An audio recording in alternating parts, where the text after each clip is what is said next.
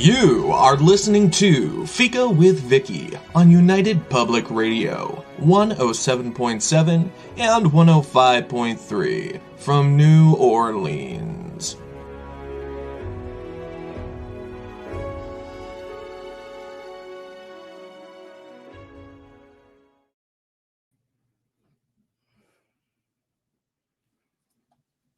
Hello, everyone, and welcome to Fika. Our guest today is Michelle Desrochers. Michelle is a paranormal researcher, investigator, and manager here on United Public Radio and UFO Paranormal Radio Networks.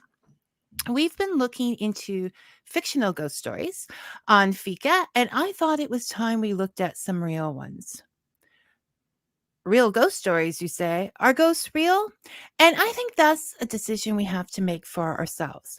But lucky for us, Michelle is only a couple of programs away on the ever popular Outer Realm, which she co-hosts with Amelia Pisano.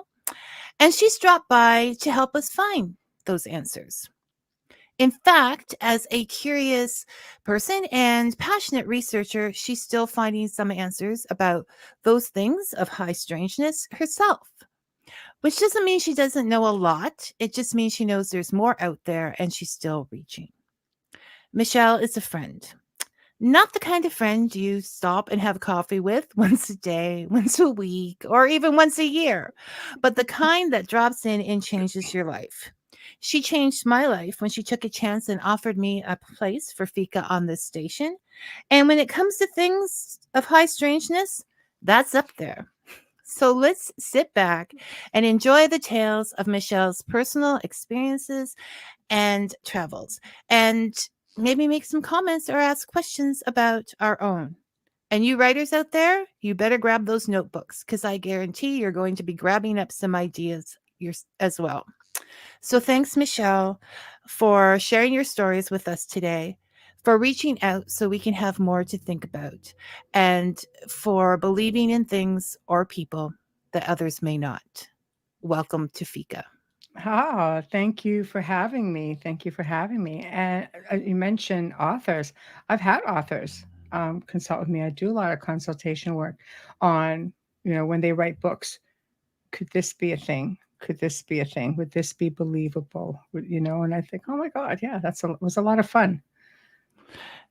Well, you also consulted with one of the authors I've had on the show, or worked as researcher for Mr. Wayne Mellows when he wrote Dark Origins. You had a big part of that researching as well. Yes, because it's like my thing. I've been to Romania, and there's a lot of lineage stuff in there too with Knights Templars, and so it's a lot of fun. He goes, "This is what I need." I was there. I can do that. Yes. And you're going to listen. Yes. Wayne. Weeping Willow Paranormal says hello. So, hi, Weepy. Thank you for listening, watching, whatever you may be doing. That's where I want to get started. So there's the travels and there's the experiences, but honestly, Michelle, what's a nice girl like you doing with the creepy and crawlies out there? Well, I myself am highly strange. No. I've just been able to see, dead people from the time I was very, very young. I have recollections of being 4 and 5 years old and being Christmas dinner at my grandparents, and both sides of my family, but especially that one on my mother's side, were very, very intuitive people, and mediumship was very much talked about. It wasn't discouraged. So, I remember seeing a man there who was, like, I knew was deceased, standing in the living room, and very friendly. And I went and told my mother about him. So there's a man in the living room. She goes, "Oh, okay." And my grandfather's like, like he was the matriarch, or the patriarch rather, and says, "Let me get a book," and got a photo album and just placed it down. I wasn't discouraged. It says, "Do you see him here?" And I pointed out a man exactly, and who I described to them already. So they didn't lead me. They didn't discourage me. I chose a man, and it turned out it was my grandfather's brother, who passed away my grandfather used to go on these like excursions for 2 weeks. We're just going to go into the woods. I'm going to go to, they owned an island, and he would go there for a couple of weeks, leaving my grandmother at home with 6 kids. Different times for sure. I know, right? Here's 6 kids. Bye. So he would wander off. And when he came home from one of these excursions from hunting, back in the day, they ate what they hunted. And my grandmother tried to say, well, you know what? I have some very sad news for you. And he goes, oh, no, that's okay. My brother died, and he came and spent some time with me before moving on. It's like, oh. So, to me, it's a validation that they really don't miss very much, that they still partake. Like, this was Christmas dinner, and he was still there, just standing in the living room, just like looking out the window, just like he was just still a part of it all. And the photo album is just like a stroke of genius to know to do that. And here are the usual suspects. Do you I know. recognize It's anyone the suspects. there? I like it. And Yeah. that. So you saw, and I'm curious. Often people will say they sense, or you watch a show, I don't sense anything there, or I don't feel anything there. Do you feel as well? And if so, what does that feel like, Michelle? Yeah. How do you know? Feeling Yeah. Yes. Clairsentience. Like feeling that the hair on the back of your neck go up, or sensing something in the area. I don't know. I believe we all have it. That is when you get the butterflies in your stomach. That is when the hair goes up on the back of your neck. Maybe you're just not recognizing that there's something triggering that specifically when you enter a space. We look for traditional signs that people write about, like cold spots, or sometimes getting odors. It is believed theoretically that a nice spirit will leave behind pleasant smells, like that you would affiliate the connection with. You would associate that. So, for example, my grandfather, he had this terrible habit of getting up in the wee hours of the morning and he loved burnt toast and black coffee, which, but anyway, burnt toast, I know, just like, no. I come from a burnt toast legacy. Okay. So you like that. Well, I was woken up at 5 a.m. going, will somebody leave something in the toaster? What's going on? Right. And realizing, oh no, my mother's like, no, that's just my father. He used to do this pretty regularly. So we're like, oh, okay. Whereas my grandmother had floral perfumes. Sometimes they'll leave signs. I've had people near me pass away, and then I see unusual birds. My mother said, well, I'm going to come back as a cardinal to visit. I have cardinals all over my property. It's not going to help me. So, pick something else, bird, mother. Well, I like cardinals. I know, but I'm not going to tell which one is you. So, so anyway, it's just stuff like that. There are many signs you can look for. More malevolent beings will have more foul odors, maybe sulfur or sewage or excrement, things like just things of that nature. So you kind of walk into a space and you have no explanation for it. You might kind of go, nobody's here. I can't see a reason why all of a sudden there would be the smell. So there are different things you can look for. And different feelings. Yeah. You'll know. Something comes in that makes you feel uncomfortable, you're going to feel very, very uneasy. I still do. I've been doing this for 2 decades. And when something, something comes in that shouldn't be, or if I walk into a space and I feel very uneasy, it's like, okay, well, I'm obviously infringing on something's space, or something is infiltrating mine. So when I want to go, I guess back a little to your work. So you've been doing this for a long, long time, and forever, actually, without knowing you were doing it. And then Canada's Most Haunted comes in. Your business, and you start to actually do investigations and research and things like that for people. So taking this through a pragmatic thing, because I'm a person who likes to be prepared. So you feel like you have a ghost in your house and it's all gone a little crazy. How do you reach out to get help? Like, what would you advise people to do? Well, CMH, came into play around 2004 with a colleague of mine. We were doing ghost tours at the time, and we ended up parting ways and splitting the company. The tour was a tour company, and the CMH was a research company. And it was just a tag word that people would always remember, because I always used to get asked, "You're not like that, or British, most haunted, running around screaming all the time, are you?" So we thought it would be funny, and we just let's just go with that one. But it stuck and it rolled off people's tongues. I could remember it. So that's pretty much what people knew. That's where they went if they wanted to do research or film, things like that. That was just the parent company. And the best thing I could suggest is, if something is going on in the house, don't communicate. If you feel, it's such a long, convoluted explanation, because there are so many things that could lead someone to believe that they're having a really good experience. And all of a sudden that person says, "Okay, I'm at ease with you. Yeah, let's communicate." That's kind of like an invitation. Sometimes that could go very bad. Sometimes you're dealing with something that you may not want to be dealing with. We call them mimics. Some people may call, they're malevolent entities, interdimensional entities, dimensional, demonic, as people of faith will know them as. Or most of the world will think I run around screaming that, because my producers all say the G word. No, say it. No, say it. It could be that though, right? Oh, yeah, I suppose it could be that.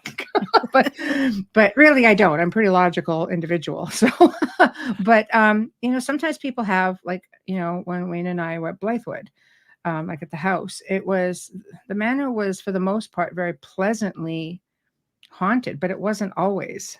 It did have malevolent things that would come in and out, because Wayne wasn't the first owner. And it was a bed and breakfast for a long time. And because something looks haunted and they start getting, experiences that come in, and they start playing with spirit communication and all kinds of things. And it just brings in more stuff. Like, I had my work cut out for me when I took that place on, and just, on, like, from a paranormal standpoint, long time, for years, because Wayne and I have known each other since 2004, and 2010 is when I went in to officially investigate the house, and he had only had it for a short time. So there's a lot of things, but let's just say you don't know what's there, you don't have any experiences, you have to really do your research as to people helping you, because now there's so many people who do this because they've seen TV shows, and maybe they're enthusiasts, and maybe they really do want to try to help somebody, which I commend anybody for wanting to help somebody else. But sometimes if you don't have the experience behind you, you have to be careful, because there's a family out there reaching out. Maybe it's something benign. Maybe they just want to know who it is. Those are the best kind of investigations for people who are maybe just getting into the field. And don't be the sofa investigator, because there's a lot of that's done for theatrics as well. But go in, take pictures, get voice recordings, never challenge, be respectful. And, you have to remember, you're a guest in that house. So just behave yourself, because it's not a movie. It's not a movie. And I've cleaned up a lot of messes through the years for people who go in challenging things, and because they're being tricked into thinking there's something kind there, next thing you know, they made an invitation. Show yourself. I demand you to do this. I demand you to do that. Okay. Doesn't matter who makes the invitation. It's made. Some beings out there take that pretty seriously. So do your homework. Don't be afraid to ask for references. And when you request a first meeting off-site, don't do it on site. Just try to do it off-site at first. Be comfortable with these people, because it is a privilege. When somebody approaches me, I've always looked at it as a privilege. I don't walk in there all bells and whistles saying, "You're lucky I'm here." I go in there and say, "Thank you for entrusting yourself and your family to me. Let me take the weight for a while. Just sit back. Let me worry about it for a little while." And I don't disrespect ever. So if somebody does want to have a close look at Michelle's first visit at the Manor House, when she first went in there, it is on Paranormal survivors of the second season, one of the end episodes, Oh isn't it? no, that's season 2. I was brought in by a family that my colleague and I assisted, and it's a very convoluted story. The second half, I became their expert, which, you're not really an expert in things in a field that you can't explain, but that's how I was labeled. So they just like the knowledge that I shared with them. But the story I was officially brought in on was basically a woman who we had helped. There were 2 houses involved. The one family would not participate in the show, so they made it look like they combined the 2 stories. So it made it sound like, we abandoned one family, and the truth of the matter is, one house got cleared, and we tried to work with the individuals to keep it up, because that's what I do. I still work with people on how to clear their own homes. I'm not going to be around forever. I want people to be versed as well. And this individual went on to start her own paranormal group and help other people, which was like amazing. But the other family remained in a really bad spot. We tried to clear the house that night ourselves, and we weren't given access to the whole house. As we were driving away, we realized as we came around this winding driveway, because you came in one way, when you went out the other way, there was a whole back part of a house that had been sealed off completely. We didn't even know it existed because it was under the tree line Often, like an old farmhouse. That's in the often what forest. happens. It used to be Yeah. an old trading post. Oh, I know. It was very interesting, but it was a really horrific haunting. And the individual that we did assist ended up messaging about 3 years ago and says, "You remember that 5-year-old boy?" I said, "Yeah, because he's 16 now, and he still needs help." And so our team now, Amelia and I, and we have a whole otherworldly team, remotely went in and removed the attachment because she's brilliant. So that's it. It was done. so how often when you get called into these things do you find that they're benign? Like, Well, my area of research, I've never done them. I don't do benign cases because I have always had an ability or knack, maybe the resilience, maybe because I do have nerves of steel. I startle, don't get me wrong, like anybody else, but I do have nerves of steel. And I just seem to be versed enough. It was just easier for me than a lot of people. And I found a lot of other researchers over the last, a couple of decades would just send me these type of cases. And I don't like to call them cases because they're people. But they were never benign. Not that you always go for the some that it was just projection, like people projecting energy, because you have to remember, whether there's something there or not, there's something that's making these people believe that they're under serious attack by something. But sometimes it's easier to think that there's something else being the culprit than it is for us to think that maybe we are projecting energy, creating poltergeist activity. That's a projection of energy, or psychokinesis. Like we're projecting, which is quite common if you have preteens in the house, especially young girls or women going through menopause. Big culprits, because as women, our energy changes, our emotions change, and man, if we're mad, you all in the house know about it. Right? No, and they do say that these things come at negative times in households. They're attracted to that. Well, Yes. because you're putting it out there, like Mhm. it makes perfect sense. So if we'll get into the baddies later, but if I know that you have said with the manor house that you lived quite well with some ghosts there, and there are people that live with ghosts, and I was just curious if you had an idea why some spirits might decide to stay here instead of moving on, like if they have that possibility, what would keep them attached to earth? Do you There's a lot of reasons as to why spirits remain behind, and there's 2 different kinds of spirits that remain behind. There are spirits that are stuck. Sometimes they don't realize they're dead. Sometimes they're unfinished business. They just didn't get to complete something. Maybe it was a goodbye. Maybe it was like the will's out behind the wall in the upstairs closet. Like it could be just trying to get a message across. It could be trying to solve a murder. Maybe they were murdered. Maybe it was a car accident.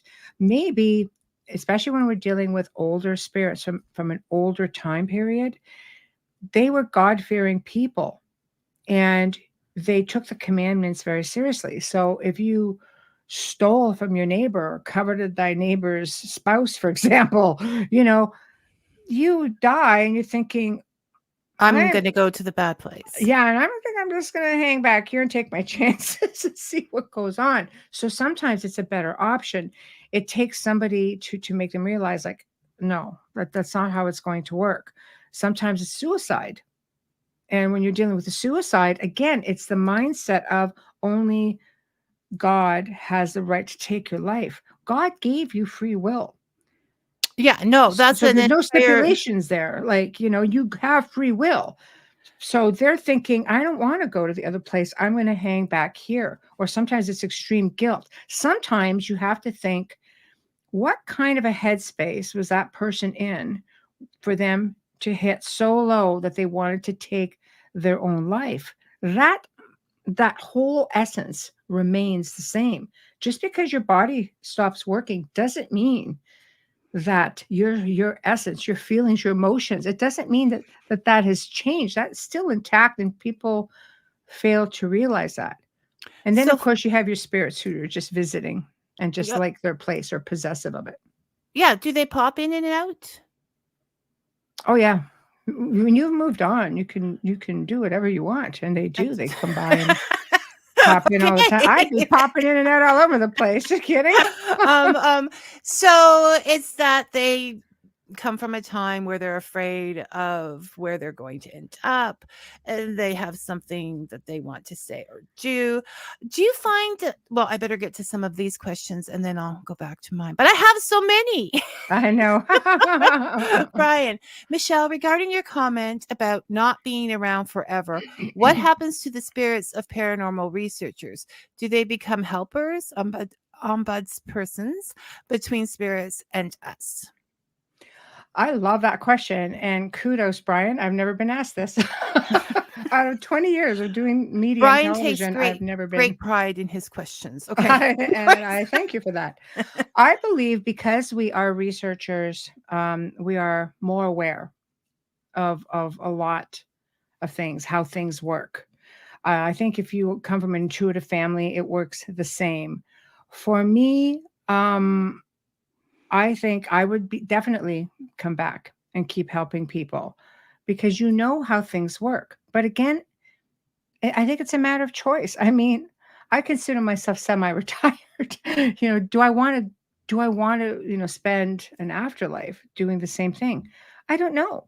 If it's spiritual warfare, let's say, or if it gets to that point, because the world is in a place where people are just so sad or depressed or angry, and that type of energy just attracts things that feed off of it.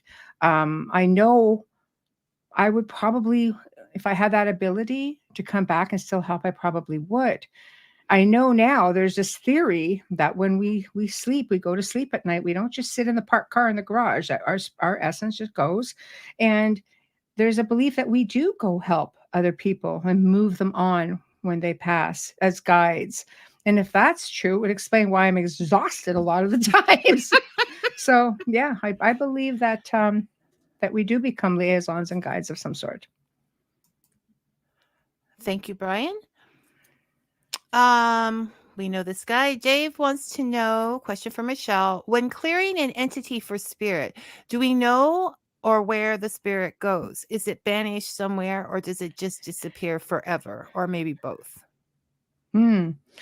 Also a good question. Thank you. I always say to people, I'll let you know when I get there. I can tell you that a lot of it has to do with our belief system. I can tell you that in clearing people and being able to see different methods, let's say portals, for example, if you're clearing an area of a cemetery and you have a family of spirits and you have one that may be, let's just say you got the black sheep who's not going the same way as everybody else. We notice that he does tend to get like they hold him back a little bit.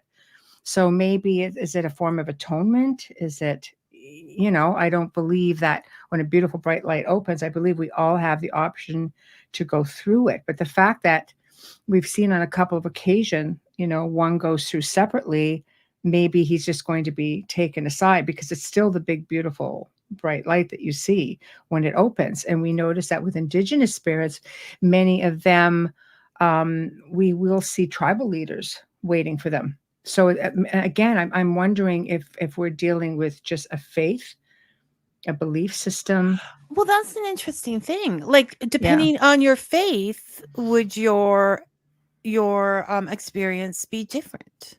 Right. But there's always the bright door from your experience. Right. Regardless of what's on the other side, it's we all have that door to go through. Yes.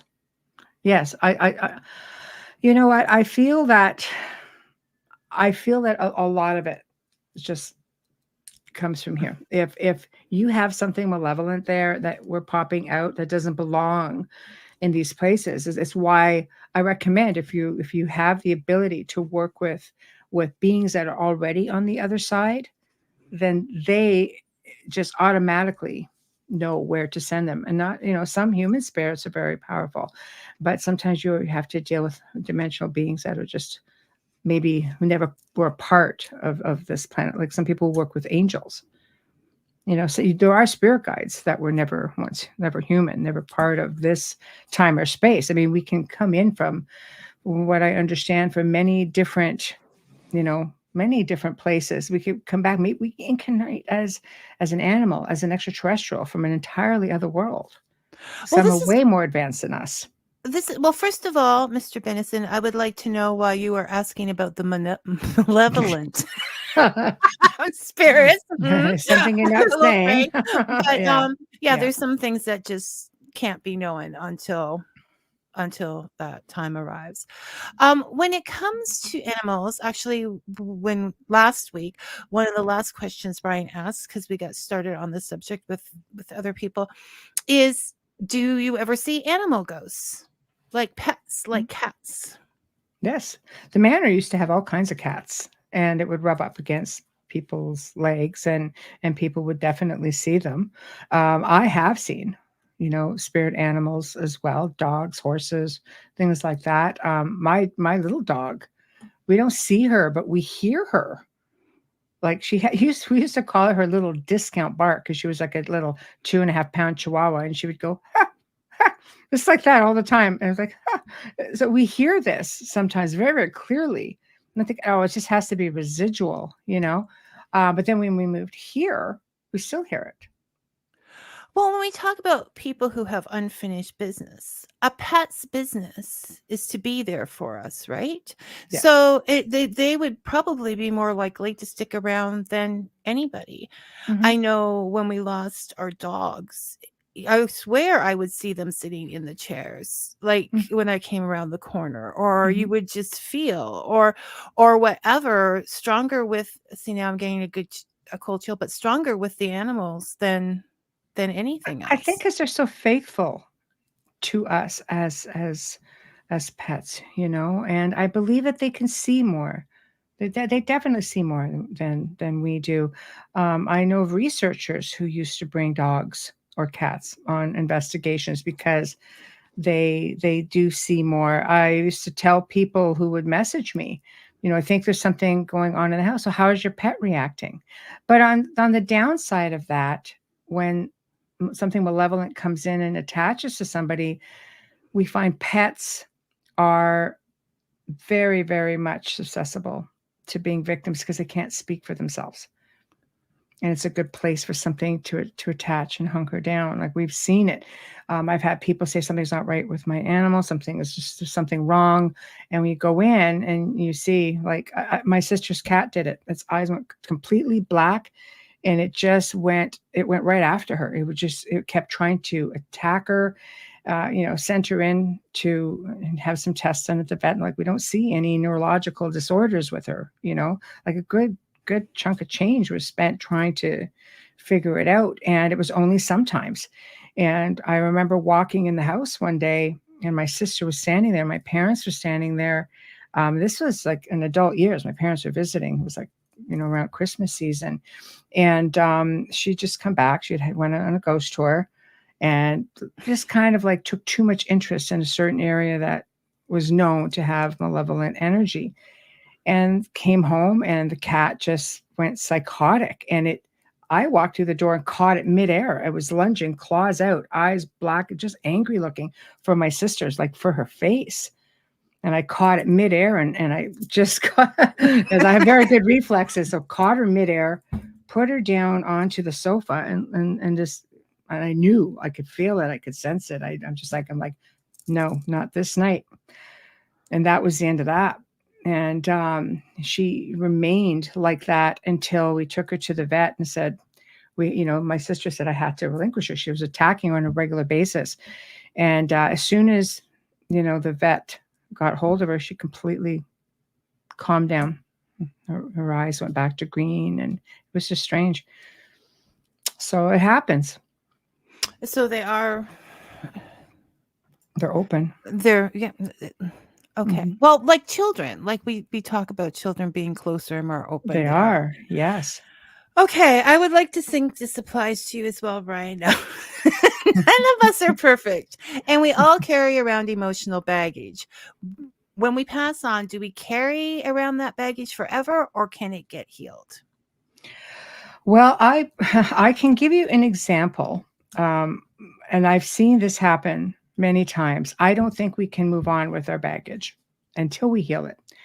So I think this is why so many remain behind, if it's something that's gnawing at them. A really good example was Wayne's mother. She was just not a very nice lady. And when she got sick and he got called in, she was on her deathbed. I mean, he watched her take her last breath, and he was just like going, okay. All of a sudden she goes, comes back. He's like, he almost has a stroke. It's just like, oh my God. You have to ask him to tell you the story one time. He'll tell it better than me. Now, she basically came back an entirely different person. So what did she see? Now, she lived for another 6 months, I believe, 7 months. And the whole time she was leaving baggage. But at first she kept making comments like, because she had dementia, so she was losing her faculties. And she'd say, this darn train, she goes, I'm supposed to get on it, and they keep telling me I can't take my bags. And I'm like, right, hello. And Wayne's just going, can't take the bags. I get it. So she's got to dump the baggage. She's got to work through her thing. She wronged a lot of people, her children, especially grandchildren. So she slowly started making peace with all of them. And the bags became less and less. And this is how she visualized it. And she had traumatic things from childhood. She started making peace with that. And then people started coming to visit her. All of a sudden, she's highly intuitive, having conversations with people, but very calmly. She would be having a conversation with Wayne and say, 1 minute, dear. And she looks at her and goes, no, darling, that's not my cat. My cat has a tail, but it's a very pretty cat. Thank you. Carry on. Wayne's just like, he's like looking under things. Who's here? It very much was like that. She died peacefully in her sleep 6 to 7 months later. So she had a chance, and she got on the train. There was no baggage. So I think the key is, because I say we're all students in life, but especially in this field, we were continuously learning. Things change, people change, we evolve. And I think that we have to just get rid of our baggage. I watched my mom. My mother, my mother just had a heart attack. That was it. But it was just like, we found out, however, that she had cancer that she never told anybody about, which is not what got her in the end. It was the heart. But she started making this transition. And she was just making amends with her sister, who nobody liked. This woman did nothing but cause angst in the family. There was no close relationship. I think there's only one person, one sibling that would speak to her. Now there's none. So she made peace, and she'd say, you should talk to your aunt. I went, no, I'm going to hell. I'm not doing it. Nope. But she transitioned right down to her final hours, and we just saw her healing. So I think, Brian, that's the best way I can answer it. I really think that you have to live every day being the best person that you can, because if you die suddenly with all this baggage, will it be enough to hold you down, or is that where atonement comes in, perhaps? So then sometimes getting a prognosis, what did I just say? Never mind, skip it. That your time is coming up could be considered a good thing, because you're given that notice and you have time to take care of things that you want to take care of. I think it's fantastic. This is where I commend mediums, who aren't afraid to give messages like that. I personally have never. I do readings once in a blue moon, and that's only if I have a spirit nagging at me enough, because I'm sitting across from somebody who has to have a message. For the most part, I don't want that responsibility, which might be selfish, but that was a live and learn thing with, a friend when I was 18, when she said to me, "Is my boyfriend cheating on me?" And I went, "Yes, you're my best friend. I'm going to tell you anything." And she tried to take her own life. So I realized, but that wasn't your. No. But if you had proof without the mediumship, okay, we're going to get into ethics. Yeah. If you had proof without the mediumship, you would have told her anyways, Michelle. Yes, That's I would have. So, and it was the right thing to do. But I had no tact, because this was my best friend. I'm like, I've got you. I'm your wingman. Yes. Well, of yeah, course you shouldn't have done it in Michelle style. Right? Come in, slam dunk. Yeah. But I learned, no, you have to have tact. But I also learned that it's a big responsibility, and that there are people out there that will hang on every word a medium has to say. So for me, I've had mediums, sometimes they'll say, do you want to know everything? Or they'll say, I don't say those things. And I'll say, well, I want to know, because I am one of those people that would take complete advantage of that time I had left, and finding my peace and making peace with people in my life that are important. And I've already started that process. Just, even with, when your kids say to you, when I was 5, this happened. And I'm just like, well, I'm very sorry. I didn't know this that when you were 5 that this happened.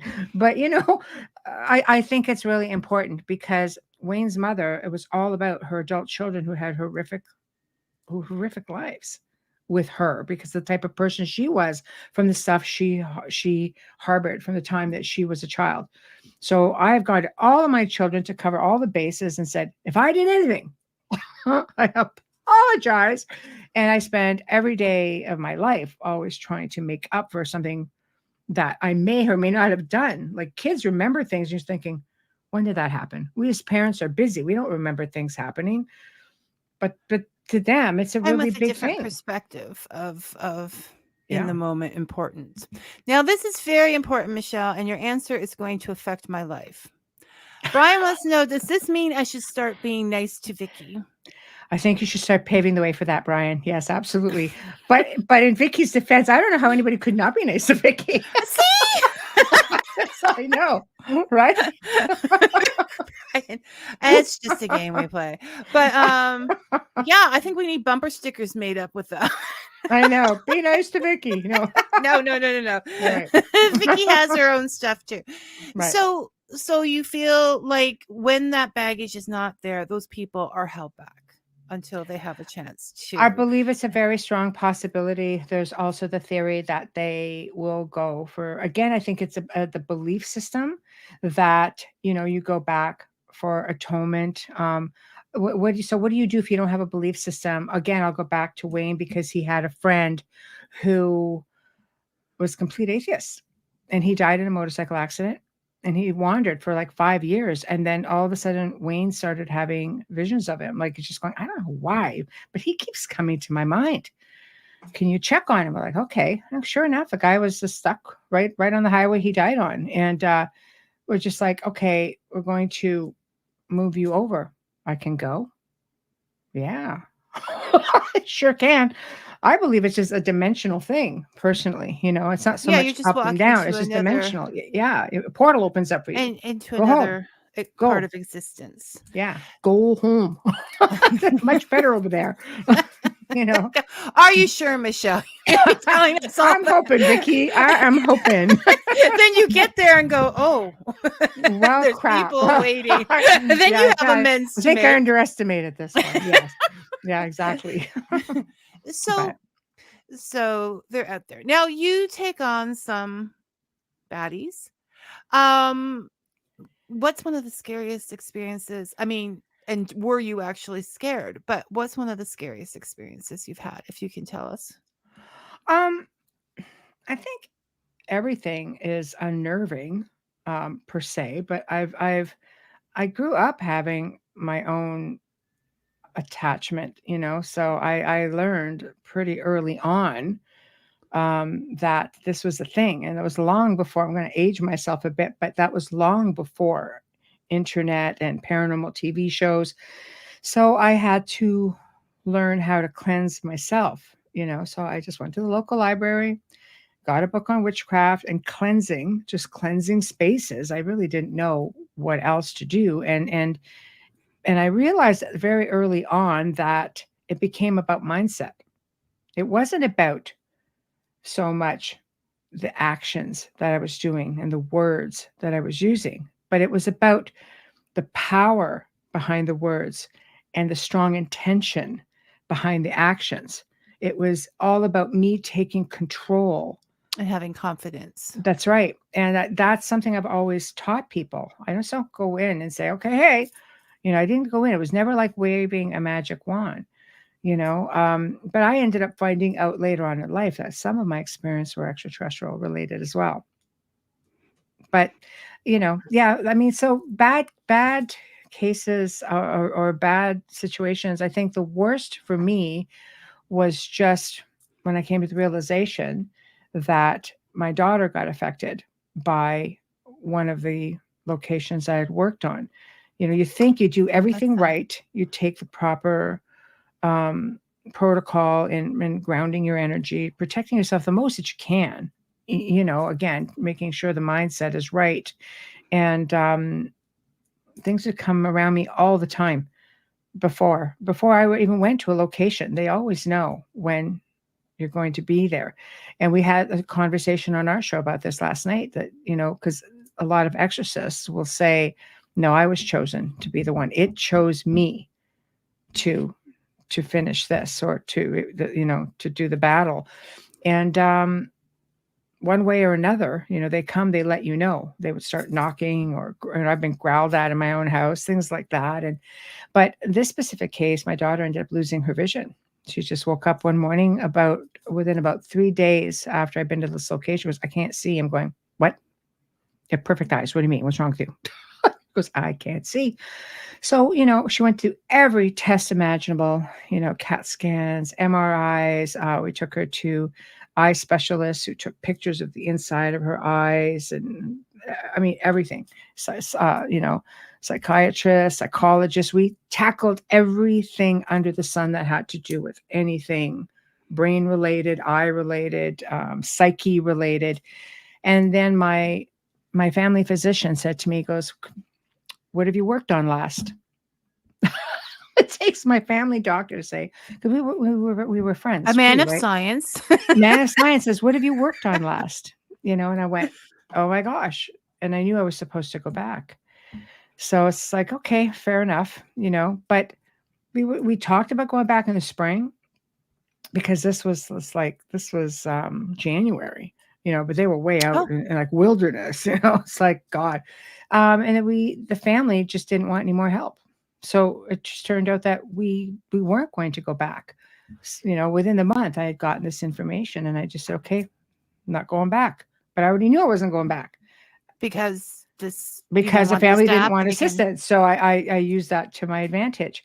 By later that afternoon, after I put that out there, she goes, I can see. But one eye has never been right. But she says, I can see. So I don't know, coincidence. I don't really believe in coincidences. I believe in a lot of synchronicities. I believe in things of that nature. But what matters is you could see, and it was a very humbling experience. I learned very early on that there's a lot of power that comes from these individuals. So you have to be humble all the time. And yeah, no, and not forget to take those extra like not get you too used to it. Have Mhm. you ever advised people to just get out of Dodge, like leave the house? There's no Yeah, we've had to do that. I don't ever think a family should leave. It's always if they ask me straight up, should I leave? Especially early days because um it could take you a year to get something out if you're, doing it on site. Obviously, techniques are different now, but I've had to say to people, you might want to leave, but they typically can follow. So so that's not always it's the not always safest an plan. option. I truly have seen people because at one time I used to have an 18 to 24-month waiting list if you wanted me there in person. And I was like, they do take long. I would always make sure the prior was finished before moving on. I didn't want any like bleed through as I called it, and then I would need time in between there to meditate, to cleanse, and just to try to be as normal as possible in that time frame and regroup. Then I would go on and take another. I've worked with a lot of deliverance ministers. I've worked with a lot of non-Catholic exorcists who go in there and take chances, and you take a chance every time you go in. So sometimes it comes down to, you might want to try to leave, but you can be followed. And sometimes you have haunted people. It's all them. They're the ones with the attachment. Doesn't matter where they go. It's not the house. Why would they get an attachment? Because the person finds something like, well, because we're talking about different things. We're talking about spirits. It could be people that they knew. It could be Mm-hmm. ancestors, and then we're Mm-hmm. talking about multi-dimensional Mm-hmm. creatures, kind of thing. That's what I'll Right. just call them, Sure. to sort of round it Yeah, all out. absolutely. So what would attract that to a person? Many things. It's believed that negative energy is food for certain types of beings. They thrive on it. I mean, you get a lot of that. Let me get my tin hat for a minute. You get a lot of, the conspiracy people who, and I say that very gently because it was a term invented by CIA. They want to just don't to try to discourage people from, their credibility. But there's a belief that a lot of the world's elite are very much like this. That's why there's so much negativity, war, money problems, keeping everybody busy and sad and angry and division. And, that's a theory, of course. But the point I'm trying to make is it's a type of energy. Sadly, this type of negative energy attracts certain beings. It's food for them, more so than laughter, which is right. Um, So go ahead. Sorry. yeah. Oh, no, no, no, no. I was gonna say that I'm safe. No, Yes, you're safe. You're bubbly. I know. not always. Stan. But That's Brian. let's say you have anxiety or depression, or you've been bullied, or you have addictions. You're grieving. Sadly, even something as simple. And grieving is not simple. Believe me. I'm living it. My mom been gone only 6 months, but um, grieving opens a door because it's a sadness, and it's just heart heavy, but it opens a door for things to come in and fool you into thinking you're dealing with a loved one, because people want signs so desperately. They're inviting that in. They're not thinking about where those signs could potentially come from. So in this time, I mean, there is a lot of time spent just thinking with the internet, with listening to a lot of different things and a lot of sadness out there. And that the possibility of taking action, like to get up and walk and go for a walk and whatever, could change Yeah. the world, just that one little thing passing on from one person to another. So we need to walk away from the negativity, I Yes. think. Yes. And that means walking away from it, turn it off. It's a Well, let's lifestyle face it, most change. of it's coming from a source, a certain source that is uniting the entire world. So Yes. just turning that off and walking away. I know that I feel like I was much more happier before Facebook. I mean, it's not that I hate Facebook or I blame Facebook, but I think they were happier times. Yes. I think you need to walk away from looking at all the terrible things that go on. Some people put their whole lives, in a comment. You're just like, oh my goodness, you realize how much sadness there is out there. I say ground your energy. There's techniques you can do. You can do earthing, which is like when I laugh at people, I say, no, go hug a tree. And they're like, what?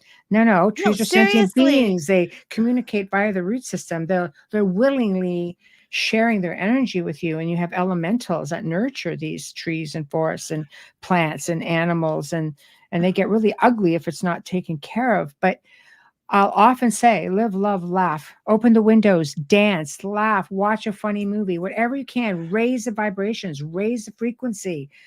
They starve with positive energy. You see, we're the ones that feed them because they keep doing this thing of divide and conquer. They make you bicker within the household and create situations and infighting. And this is just, it's a vicious circle. Well, because we are so driven by society to show our virtue. If something bad is happening on the other side of the earth that you can't do anything about, no matter what you do, you can't do anything about it, then Mhm. you must be miserable. If something's happening to me, I want those people to go happy while you have a chance. I mean, we only Right. have so many Right. opportunities to. Right. So it's coming out from under that, I think, that cloak. Mindset, life change, be positive. There's just so much negative, and part of that all comes from social media, television. We just seem to be living in a really, unstable, dark times. But it doesn't have to be that way for you. You are in No, charge no. of your environment. We cannot control what goes on around us in the world. We cannot, but we can control how we perceive it and how we handle it. That's who we are in And control of, our little ourselves. circle, our That's little right. spot, That's right. we can. And I think the most important take is not to let Brian get to you. Okay, that it's speaking of Brian, he's back again. If these spirits entities can affect our material world, can we generate energies that would affect or harm them in turn? For example, high power radio waves and such like. Okay, I feel like the science fiction writer is No, no, I love it. I love it. I yeah. do think that certain frequencies, I mean, it works on people as well. Radio waves, microwaves, different, G towers. We'll leave it right there. I think it affects us all. Everything is made up of energy. Therefore, energy is how you fight back, right? So if you're creating positive frequencies and vibrations, I think they just have a harder time attaching. If you're grounding yourself, they have a harder time attaching. Is it foolproof? No, nothing is foolproof. But again, it comes down to your reaction. I've seen people who have waited because, like I said, I just have a really lengthy waiting list. So I would say, I would deal with them, let's say over the phone or over email, and say, do this, and this. I mean, you're taking in 18 months of working with somebody, changing the mindset and putting them in control. And then I'm like, okay, I'm good to go. When do you want me in? Oh, we're good now. They took care of it themselves. And that's the idea. The majority of people that I've helped through the years, not that they don't have amp ups. When I mean amp ups is, you There close isn't a that cause. door, people, there's always something waiting to come in because it's almost like you have a bullseye on your back after a while. You have to keep at it and keep it that lifestyle change and mindset change. But the majority of people, when they're done and they've cycled through and they've changed whatever it is they had to change, I never hear from them again. Once in a blue moon, I might hear from the occasional person saying, "Just want you to know I'm still okay." Well, it's to be, be passionate about something and that fills the void. Like Right. when I'm doing the show or writing or whatever, I'm not even thinking about anything else, but in Right. that moment. And Right. that makes, I think, a lot of difference. Okay. Yes. So hello, Dolly. Dolly, And Dolly. Dolly Right. says, live and joy. Oh, Dolly. Hi, Dolly. I was trying to break out in song. I know. Hello. Yeah. Yeah. I missed that opportunity. I'll never get that back. No. Live in joy. Joy is not dependent of others. We do choose our thoughts. And yes, I Yeah. agree. Yes. I agree I I I, completely. I I think can. so. Okay, Yeah. so I want to there's just something. So okay, so you've been through See, this is the thing. So do you think the movies that we watch um are very like over the top? Um, so okay, like say the Amityville Horror or Conjuring or whatever. Do you feel that they're a little bit over the top, or about the you've got to get out of the house and you've got to run away or whatever? From what you're saying, there are other ways to take care of it than that. Or do you think in those cases it was really like that? Right. Well, let's use Amityville. I think it's a great example. If you talk to the people who lived in the house, the Lutzes, for example, because I've communicated with Christopher Lutz quite a bit. I've never spoken with Daniel. Those are the boys, but they both very, very horrific experiences. But there's a lot that goes on behind the scenes that people don't know about what happened in that house and what George was like. And that's something that I think Christopher is writing a book on. So I don't want to get into a lot of that, but he was going to come on the show and talk about that and his experiences. He's been silent for a little while, so maybe he's writing, hopefully. I've also bared in mind that there were a lot of other people involved after the fact, researchers. I know Amelia and I have had Laura DiDio on. She was one of the newspaper or TV station reporters who partook in the seance, and they saw things that were going on. And so they went in from a very skeptical point of view. And Ed Lorraine Warren were there, and oh my God, I think Hans Holzer had his hand in it. I mean, there was a lot of different people who were there investigating. So I think it comes down to, was it fake? The movie embellishes everything because They want to be entertaining, and yes, I agree. yes, JR, I enjoy them, so we're not me too. knocking the movies for that. Okay, No, we're just this me is a too, me Fika too. thing. I We're trying to do. find the difference between fiction and fact. So it's the perfect. Exactly. Well, I mean, I do shows, where I've sat in a chair for hours and they ask me questions and I give them 4 logical answers.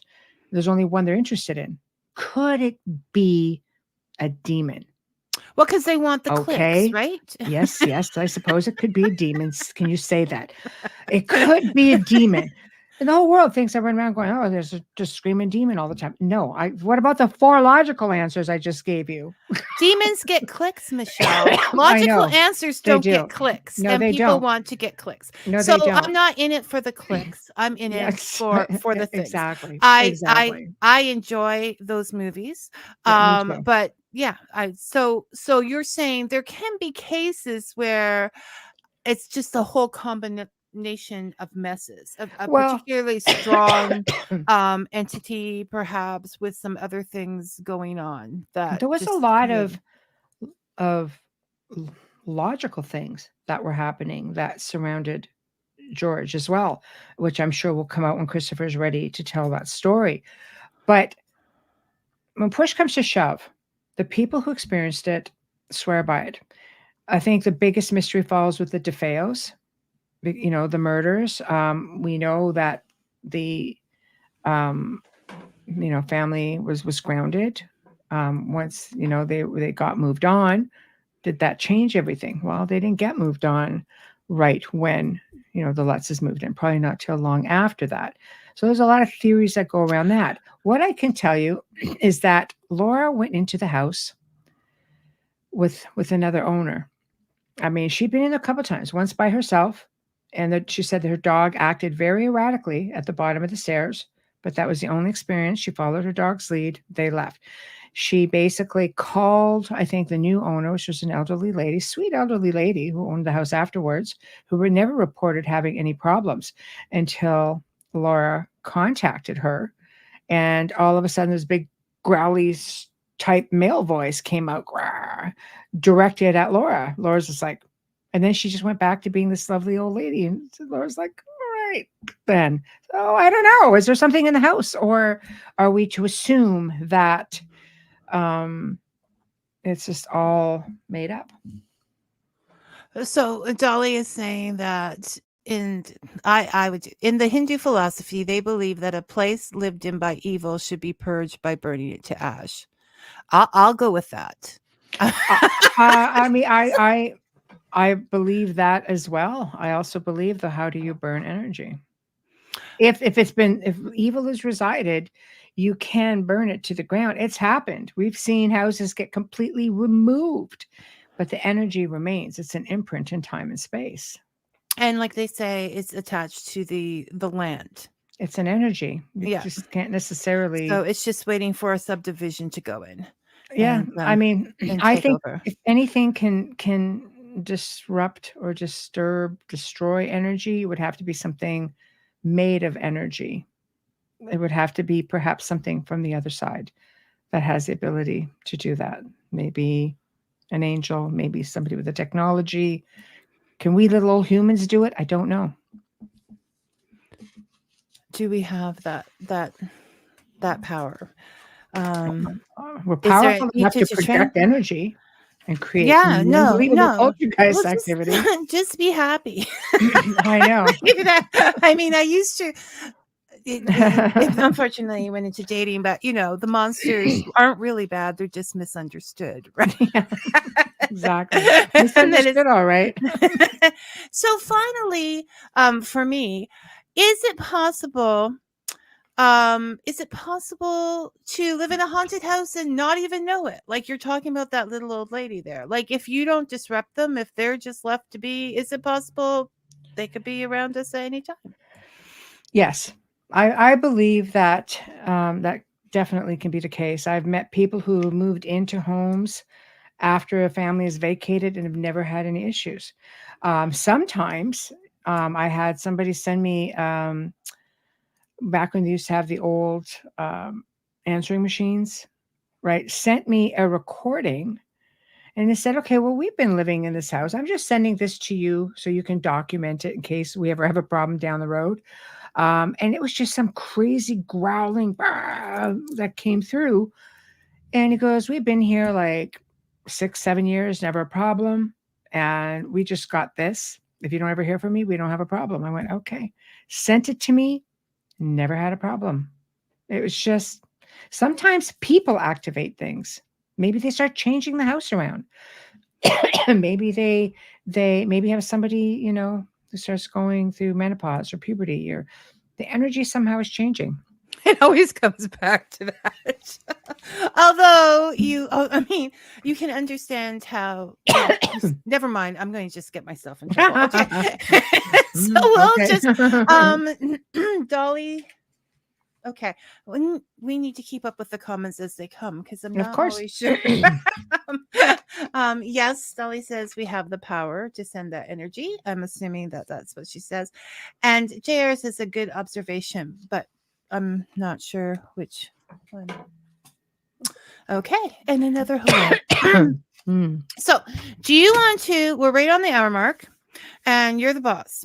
Do you want to go on with the trip from Transylvania? Absolutely. I'm the boss. Absolutely. If you want an extra long show, for sure. There's nobody on after you, girl. That's the thing. There's nobody on after. There's so much power in that.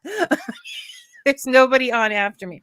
Well, sure. So for those listening and don't know, part of Michelle's bio is that doing this has given her an opportunity to travel to many of the places that she might not have been able to travel to before.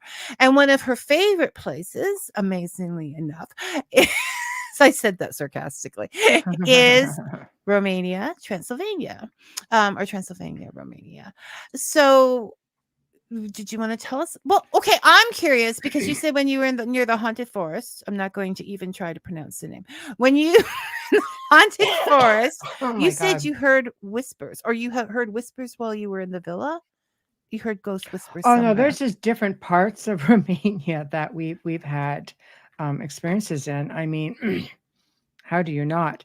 Like leading up to this, I've had a lot of readings were done when I was exploring a lot of past life stuff, and I was being led to different places. But I spent about 3 weeks there, and a lot of different things started unfolding, shall we say. So we decided we visited with myself and my friends and colleagues on CMH, Melissa and Adriana, and then we had a skeptical dude with us. It was just like friend of a friend sort of thing, right? So we're like, okay, we're just gonna go to all the places that we want to see. When you go to Romania, Transylvania, you go to the castles. You go to, for me, it's where the history was.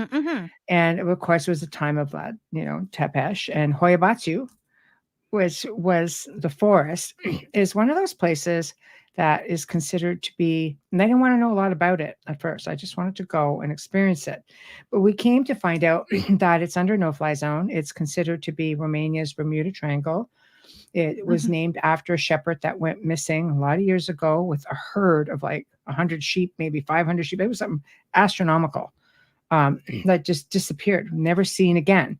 And then there was a tale of a little girl who was 5 years old who went missing and then resurfaced 5 years later wearing the same clothes, but she was just like a ragged little doll and she just wasn't right mentally anymore.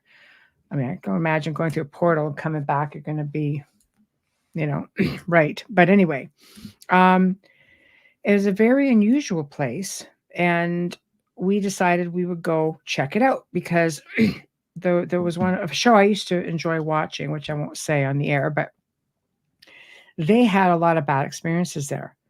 And the people that filmed on behalf of this TV show was the University of Cluj. Hoiabaciu is in Cluj. And they went in and they brought the team in and they did the filming. And a year after these horrific experiences, they went back and did it again. Still had horrific experiences.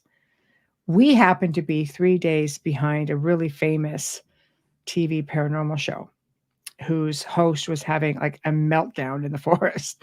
Well, we went in, I'm like, okay, whatever, is over dramatic. We went in the afternoon. I want to have an idea what this place was like and get a feel for it. And a lot of people don't realize they go looking for one circle specifically, but there are two.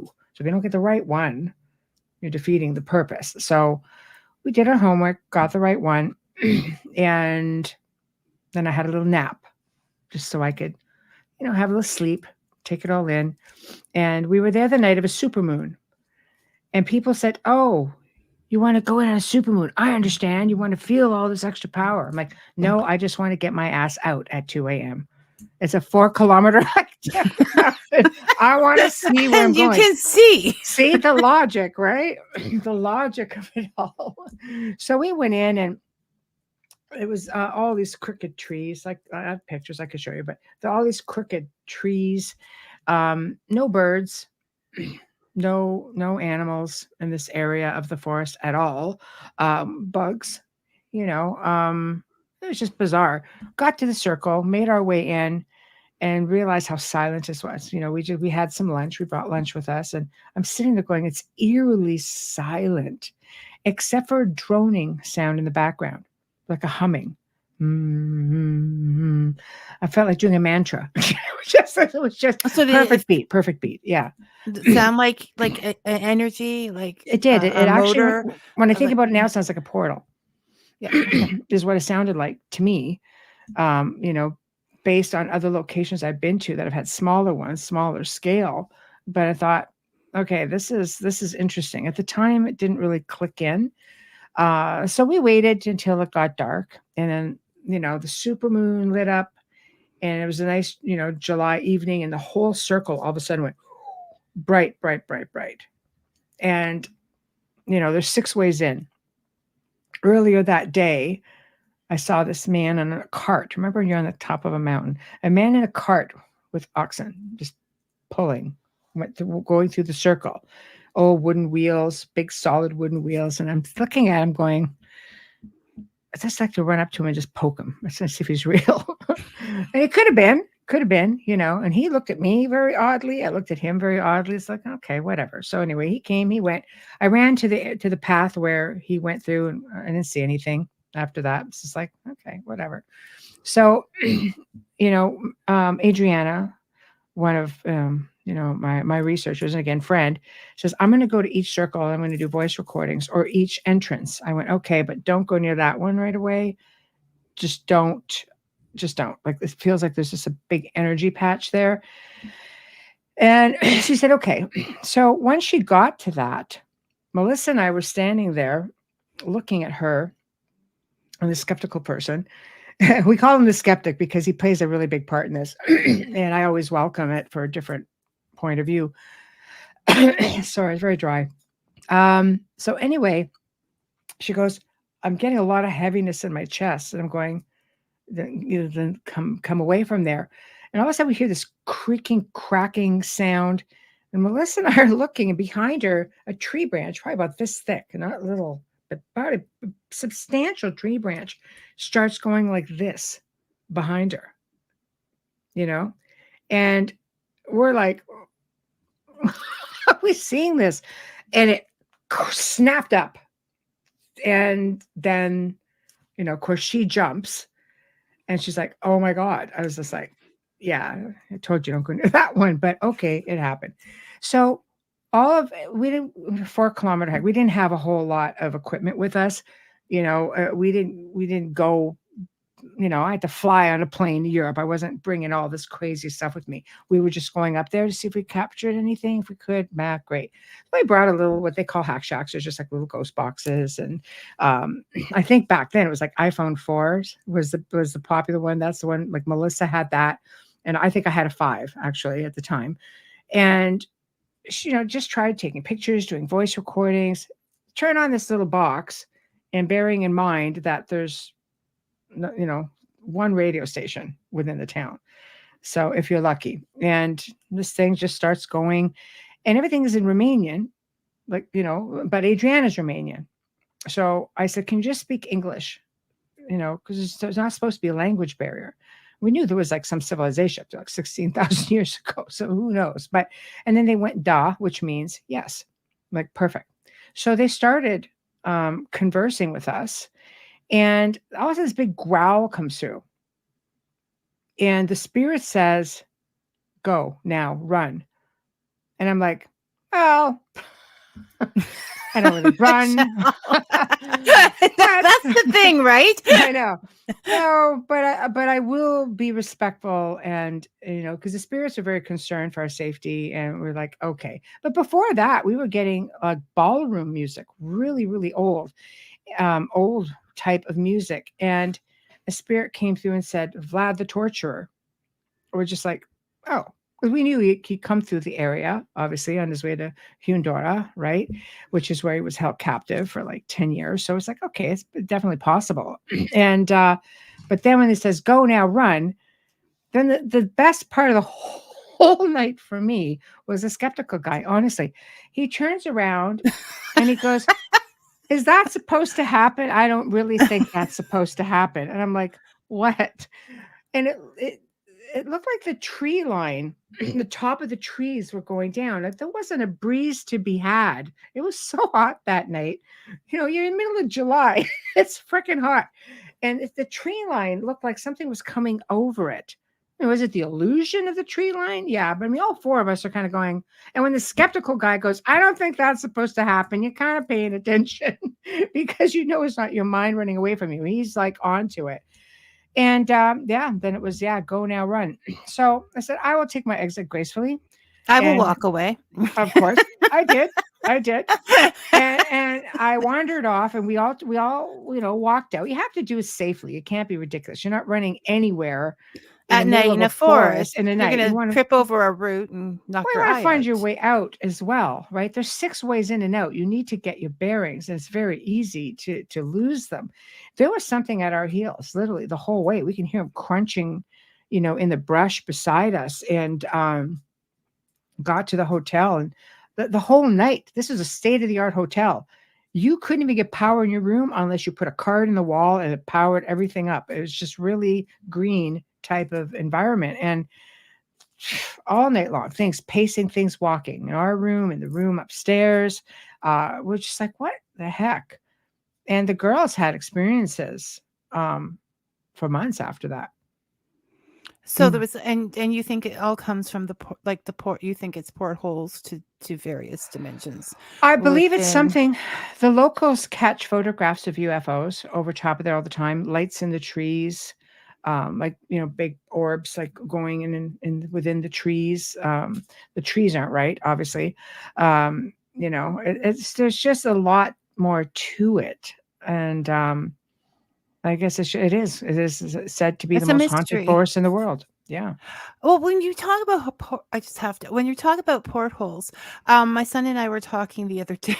We were saying, perhaps it's just two sides of a porthole, just unsuspectingly, showing up in each other's life. Like if you were taking a shower and suddenly you saw through a porthole another person, you would yell, "Get out!" Darn straight. And throw something out of the portal. Buzz off. Yeah. And But the it next thing you know, happens. you're a demon, right? So and you were I just know. trying to take a shower, but in that world. It's like a time shift too, though. People, their stories. I mean, I've heard of 2 in modern times from people I know who this has happened to somebody they know or to them, where they walk outside and they go around the house, they're playing, and they come back and they're at their house. The people that they were just there with weren't there. They could hear them, they can't see them. Then there's a missing time. So, they go back around the other way because they realize something's wrong. And the one guy goes, I just did a counterclockwise thing to see what would happen. And he came back because he could hear them talking. And they're like, where were you? You've been gone for 2 or 3 hours. It's like, gone for 2 minutes. So like a Rip Van Winkle thing. I think so. They're gone and come on. Okay. From Dave, isn't there a controversy over which castle is truly Dracula's, or should I say Vlad the Impaler's?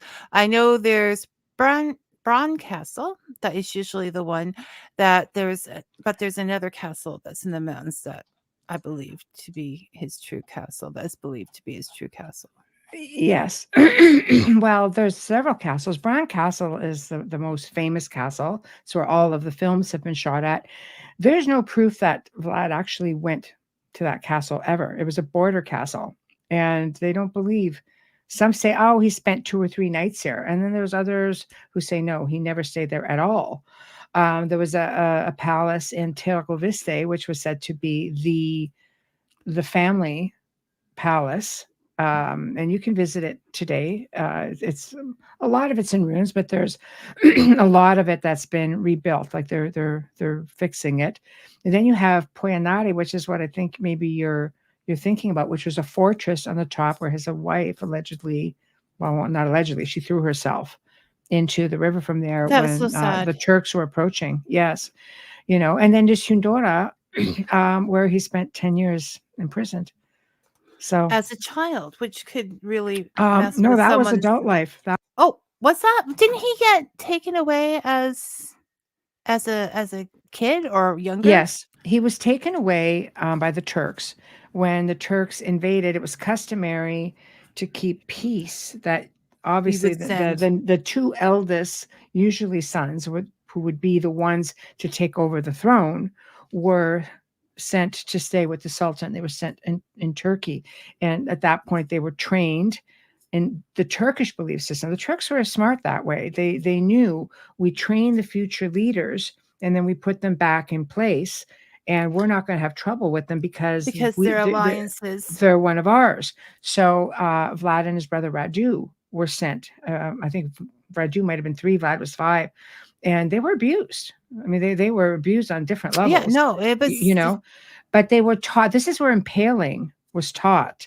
They think, that Vlad was just this mad impaler. Probably was, without a doubt. But everybody impaled in that time. And the it was the Turks, Middle Ages, and exactly. it wasn't a nice time. Nobody No, was, but the Turks were notorious for it, and they're the ones that passed that down. Radu remained as part of the Turkish army, and in the end, it's believed that he was responsible for the death of his brother, even though there's a lot of mystery that surrounds that. So, yeah. So, and the actual story itself, I mean, Stoker could have just gone in there and made a composite of everything, that he did. Is that right? It's not the story, but yeah, no supernatural, just like really bad times. There, history back in the day is not as nice as people think that it was. It was not. No, not at all. But it's an exceptional place, and there's definitely parts of the country where time stands still. It's just so. It's to me perfect. People are like, well, why would you want to go to a place like that? Because it's an exceptional place, and you have to have an appreciation for it. People don't realize that in Bran, that there are vineyards and that there are ski slopes, and people go visiting year round that have nothing to do with, Vlad Tepes at all, or the Dracula lore, even though that's what the tourism promotes. But I mean, haunted, the castle's exceptional, and then you have Pelesh Castle, which was, the prince of Romania at the time who stayed there, and then they left back in the 80s when they were under dictatorship, and the castles were all given back. And he just said no. He just gave it to the country and said, keep it as a tourist attraction, cousin of Prince Charles, right? So, but Bran, this is where I had one of my experiences. I was staying in a villa not far from Bran Castle. And Melissa and I were bunkies throughout the trip, and she stayed in one bed and I stayed in another bed, and beautiful, just at the base of the Carpathians, just unbelievable. And then about 7 a.m. in my ear, I hear Michelle really loud. And I was just like, I was, about stroked out at 7 a.m. because I'm like, who gets up that early? But anyway, so I looked over at Melissa. She's out like a light, as she should have been. And I was just like, well, hey, that's interesting. So who was trying to get my attention? No, I was looking it up, doing a little background for this, and I was like, it's like, oh, we have pool, it's just like a family villa, and we have games, and there's hiking, and I'm like thinking, oh, I need to go here, and then I realized that it was in Romania. It was just to experience that. You can see that it's very much a family oriented, just go for the holiday. But it's cheap to go. Your most expensive part will be your flight. So it's very inexpensive to go. That whole, and the stories, and that I've got to get the invitation out, but I think I have a girl from Romania who talks about her grandmother's teachings and things coming up. Everything in my life is just leading into that whole area. I don't know why, but it's happening. And it is to go back and to hear the stories and to see those things. This is what we've lost. Mm-hmm. I think it's phenomenal. I've been traveling the world for many years. Many years, couple decades easily. And I always say, wherever I end up in the world, I leave a part of myself behind, and I take a part of that place back with me. I've been to unbelievable places. I've been very, very fortunate. Because I love history and I love culture. I don't go because they're all haunted. I make a point of staying in very old places, preferably haunted, but I'm not sure about the haunted thing.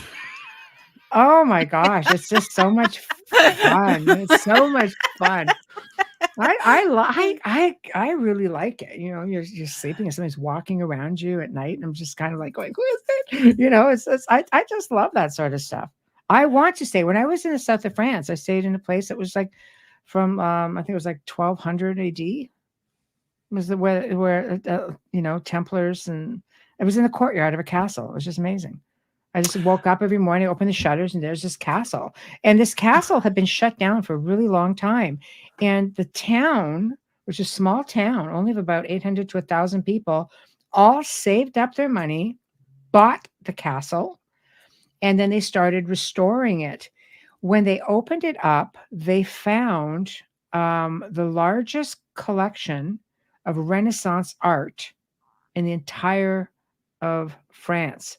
In fact, when we were there, they had people from the Louvre that were in there documenting and doing preservation work before they could open it up, because some of it was on the walls. And this is what we talk about when changing the energy. These are passionate people who are following what they Yes, love, as you do. And that's how you go to another dimension, right? In this one. I think so. I mean, I love history, but I remember when I was younger and I went with a bunch of girls to a bed and breakfast and was in this room and we were sleeping, and the girl that was sleeping in the room with me was like, Vicky, did you say my name? And I'm like, no, I didn't say your name.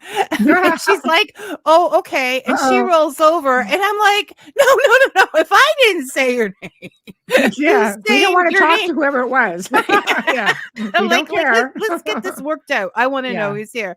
right. But no. I just, it is, I don't know. When we've taken trips, it's always been to see something. It's not Yes, like, because we can lay around at home, right? yes, When you go exactly, exactly. I'm someplace, like you that. want to see it, and then you have a different experience than anybody else who's been there visiting.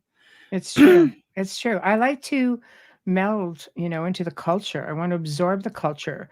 I want to look at the architecture. I want to relish in the history. I spent a lot of time in museums. I remember being on a trip where my friends were on a beach somewhere, and they were doing an excavation not far from our hotel. I wandered off. Everybody's on the beach. I wandered off, and I was just watching it, like kind of like, somebody felt sorry for me and said, and they go like this, and I went, my little face perked up. I was all happy. So they gave me a little chisel and a toothbrush. I was there for 8 stinking hours. My friends are coming by looking for me, going for dinner. I'm like, go away, go away. No, I'm busy. I'm doing stuff. I It's am never going to have this chance again. And this is all I want to do. And it's that's you what I can. spent I my mean, day doing. even if we're in Philadelphia, we will walk down the streets forever just looking Love at the Philadelphia. architecture because the Yes. buildings are so beautiful. And we would get Yes. up early in the morning and just walk through the town looking That's at right. them all That's because right. there's so much to see. So you Absorbing don't it. get bored. No, No. exactly. And that to me is what it's about. But hey, to each his own. You could probably find ghosts anywhere you go if that's what you're looking for. Go on a cruise, go on. I'm not looking for them. What? I'm happy. No, What? I'm not terrified or anything. I'm just, I mean, of those things, I just, I don't know. I don't know. I would be obsessed with helping them get rid of their bags, and then it would take up too much time. What do you need to do? But no, actually, no, this has been a great talk because it has been a talk about passions, and you're passionate. You're a very passionate person about what Thank you're you. interested in, and it makes a lot of difference to the world Thank and you. for the world. Thank So you. thank you for sharing all of That's a these pleasure. things. It's a pleasure. Yeah, we have to do this again. Just chat because we never get a chance to in real life. I know this works. This works. Yeah. Well, I mean, this is easy for me. It's like in the afternoon. So we'll just do, a periodic. Michelle and Vicky do Fika because they don't get a chance otherwise. I know. And who knows where the conversation will go. That's it. I'm You versed in many found. things, thankfully.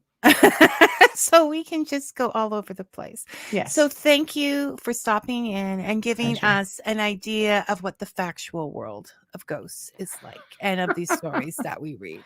I know that's up for opinion, but I'm just That's going my to say world. I can attest that it's my world anyway. in your world. Well, you have In my world. a lot of experience with it, so we'll go with that, and we will talk to you later. Okay. Thanks, Excellent. Michelle. Thanks for Thank coming. you. So that was a great conversation. Perfect time of year talking to Michelle. We all behaved ourselves. Thank you, Dolly.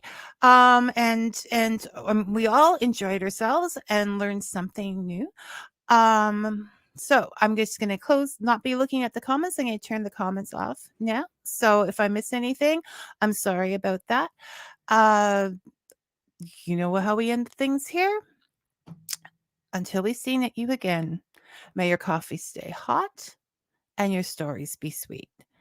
Thanks for listening, everyone.